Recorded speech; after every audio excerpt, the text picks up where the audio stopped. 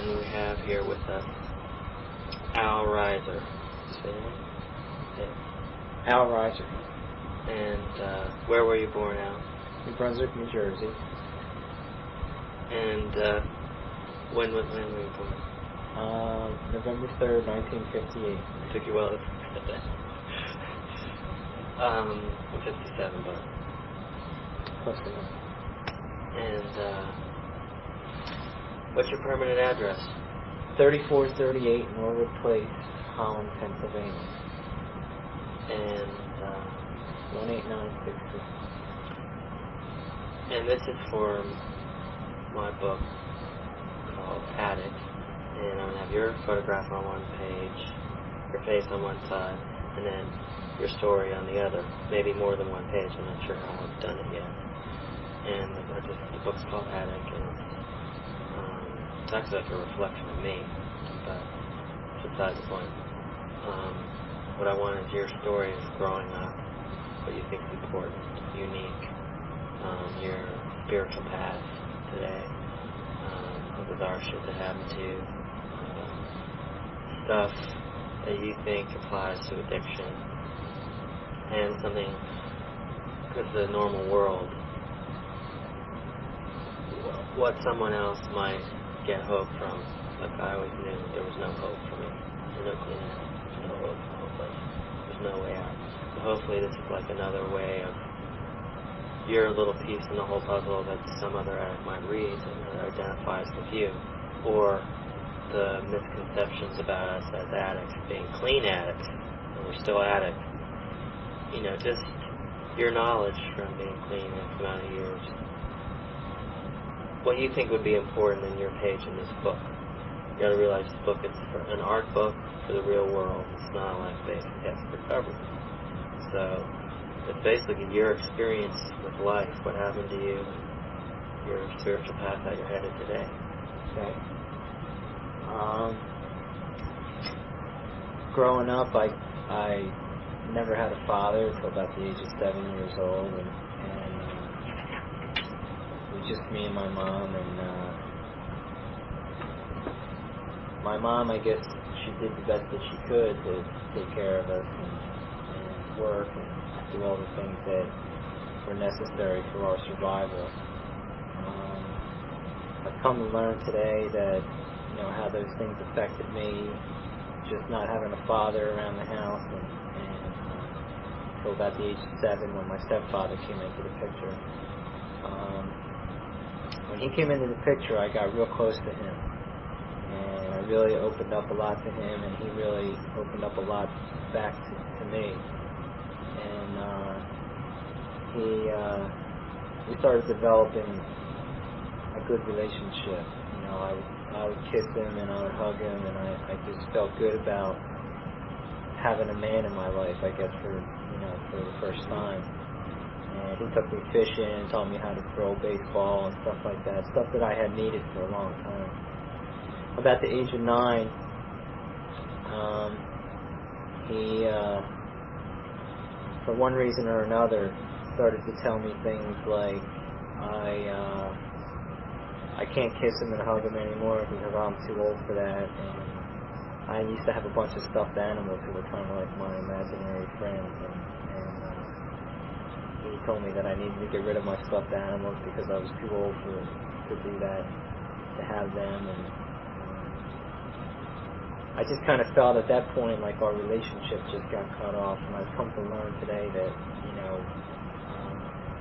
I've had a problem all my life with just feeling different, feeling like I was in the wrong place with the wrong people at the wrong time, doing the wrong thing, and always wanting that to be different. And for most of my life, I felt like it never was.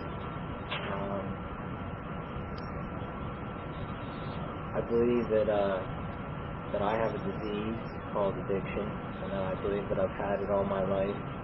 And that it's a disease that progressed, waiting for drugs to happen, and the drugs were my way of trying to fix the problem. Drugs were my way of trying to fit in and feel part of, and just to kind of drown out the loneliness and the feeling different, and feeling out of place and stuff like that I experienced and felt all my life. when I began using drugs, I didn't use drugs because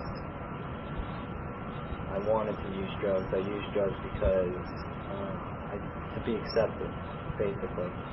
And I've come to learn that I did a lot of things in my life to gain acceptance of other people, mainly because I didn't have any acceptance for myself.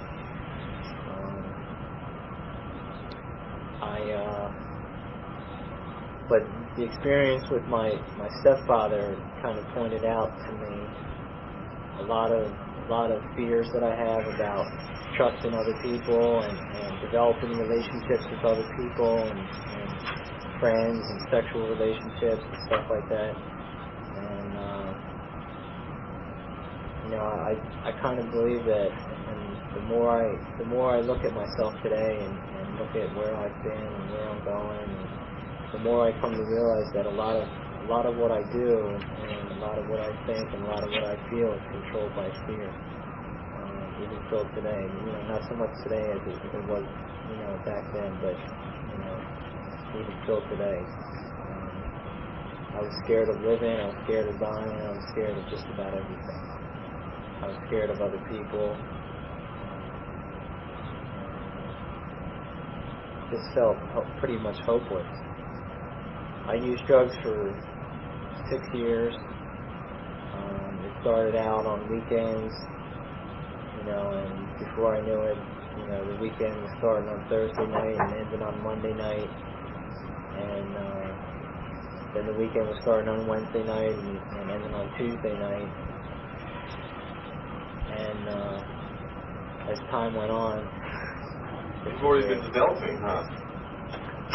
He's taping me. As time went on, it just became a thing after a while where it was something that I was doing every day. Is it going to interfere with you? No, I didn't feel that. I'm basically just telling my story. It became a thing where I was just doing it every day. In the beginning it was at night, and then it was like before school, during school, after school, and every time in between. By the time I stopped using drugs, I had gotten to a point in my life where I felt like I had no purpose and no meaning in life. I felt as though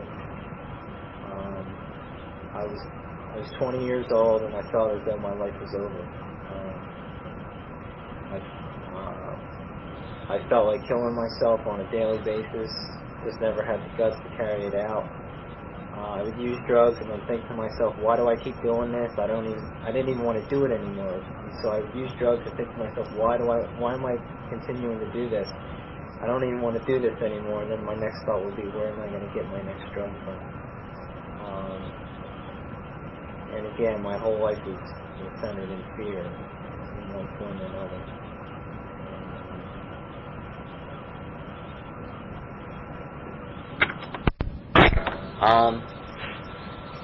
I came to learn. I stopped using drugs at the age of 20, basically to save a relationship that I was in. But I think it was more than that. Deep down inside, I knew that I needed to stop using. I knew that my life was going nowhere, that I couldn't continue using the way I was using anymore, that my life was just going nowhere fast. And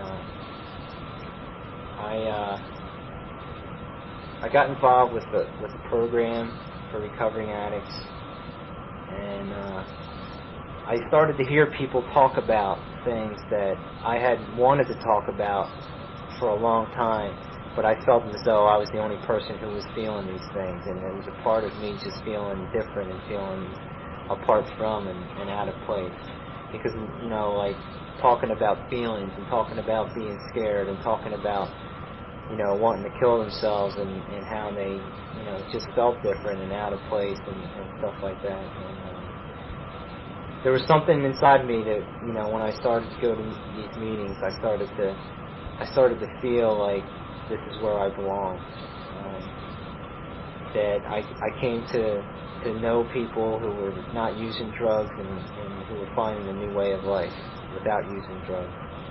And there was a piece of me that really wanted that for myself. And a few months later, the relationship that I was in and had gotten clean for had ended, and it was time for me to make a decision. And the decision I made was to continue doing what I had started doing, and to stay clean, and to be with these recovering addicts.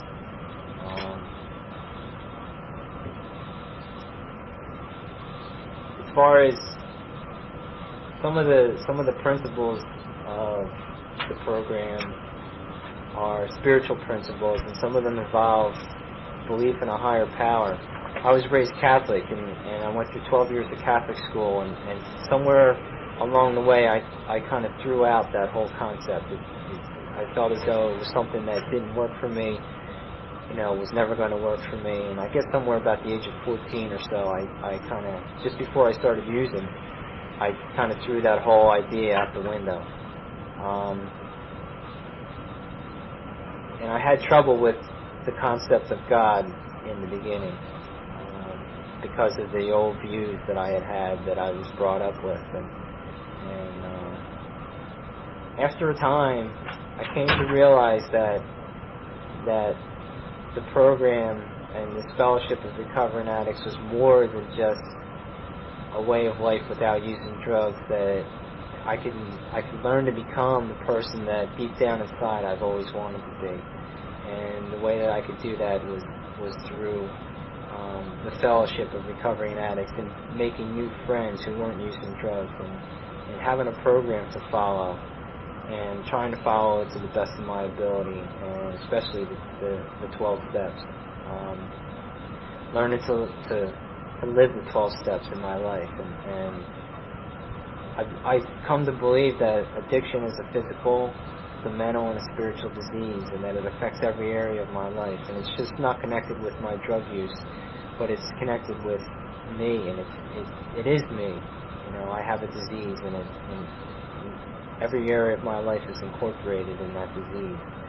And that it's the thing that makes me use drugs, or makes me want to use other things, wants me to do anything and everything to get out of myself. I can use a variety of numbers of things.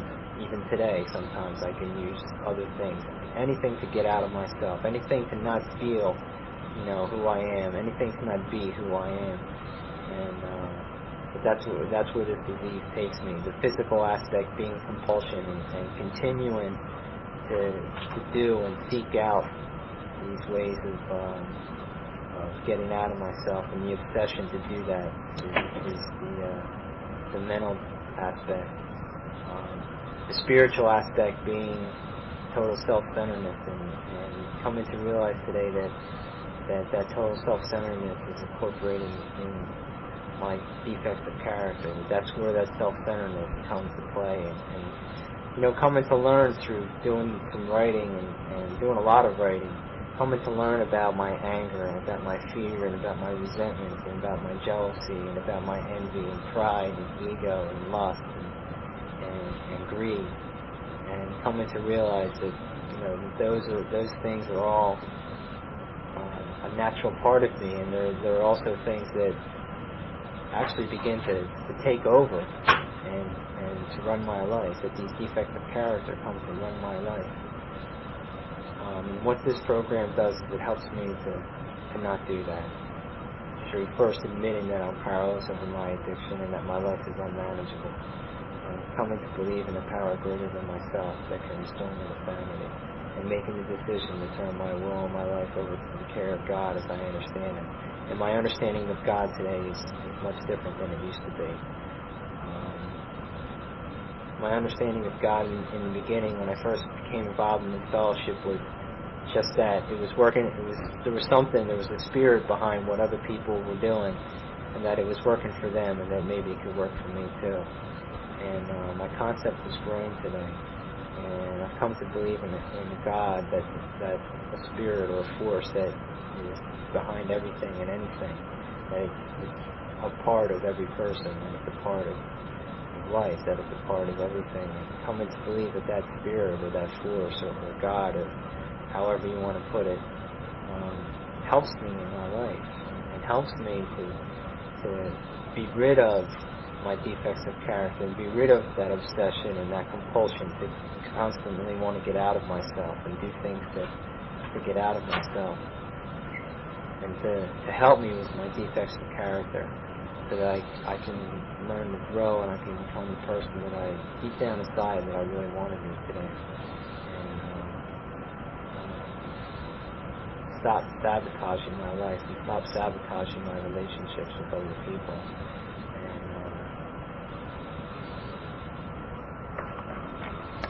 I've also taken many inventories of myself, written moral, spiritual inventories, and that's where I come to recognize that my fear runs my life, and that the defects of character, how they run my life, how they keep me away from my spiritual self and keep me from being the person that I really want to be. I kind of relate the disease of addiction to a dog that has lost its spirit. The people who have this disease,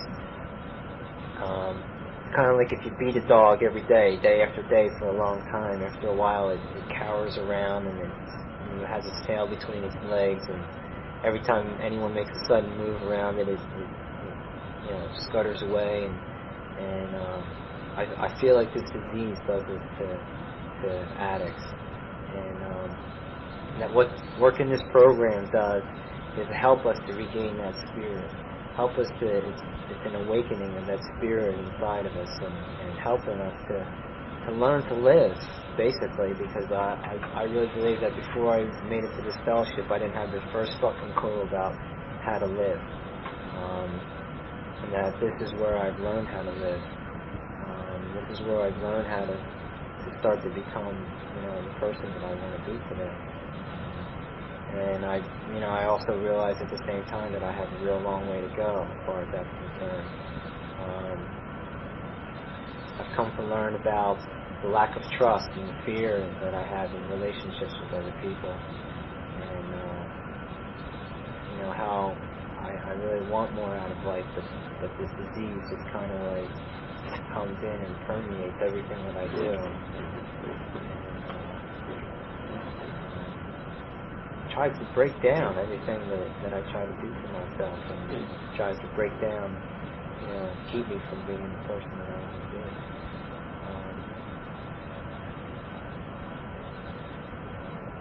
My belief in God today is the most important thing in my life. I believe that without that, without the fellowship, without being around other recovering addicts on a regular basis, that I really believe that I would be dead. I believe that this disease has killed me. It caused me to destroy myself, because that's what I was doing before I got here. And the most important thing about it is that I know and I realize that I don't have to do that today, and I know and I realize that other people who have this disease don't have to do that today.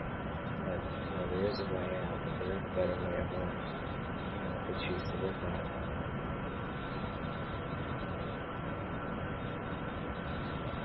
And the things that help me the most are my relationship with God, working the steps,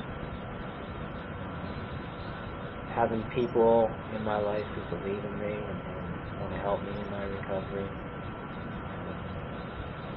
and just trying to plug along and do the best I can, trying to learn about who I am and where I'm at and where I'm going.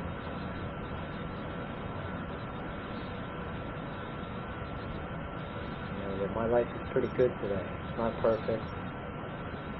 Some days it's not great, but it's pretty good, and it's light years from where it used to be. I guess that's the most important part, that it's a long way from where it used to be, and that I know it can even get better. It depends on me, and it depends on the work I'm willing to do for my recovery.